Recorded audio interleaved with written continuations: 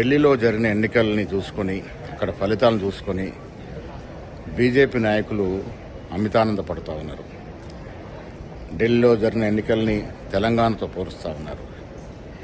తెలంగాణ రాజకీయ రంగంలో ఎప్పటికి కూడా బీజేపీ అధికారంలోకి వచ్చేటువంటి అవకాశమే లేదు. తెలంగాణ జనాభా ఉన్నటువంటి పరిస్థితి, జనాభాలో తెలంగాణలో ఉన్నటువంటి రాజకీయ పరిస్థితి దృష్ట్యా ఈ రాష్ట్రంలో ఎప్పటికి కూడా బీజేపీకి అలాంటి అవకాశం వచ్చే పరిస్థితే లేదు. తెలంగాణలో కాంగ్రెస్ పార్టీ ఇస్తున్నటువంటి 6 గ్యారంటీలు, రైతు బంధు, రుణమాఫీ, ఇందిరమ్మ ఇల్లు, రేషన్ కార్డులు ఇవన్నీ కూడా ప్రజల గుండెల్లో ఇవాళ నానుతున్నటువంటి సందర్భాలు. ఇంత చక్కటి అభివృద్ధి కార్యక్రమాలు, సంక్షేమ కార్యక్రమాలు ఇస్తున్న కాంగ్రెస్ పార్టీని ప్రజలు మరొకసారి గెలిపిస్తారని చెప్పడంలో ఏమాత్రం అనుమానం లేదు. బీజేపీ నాయకులు కంటున్నట్టు పగటి కలలుగానే మిగిలిపోయే అవకాశం ఉంది.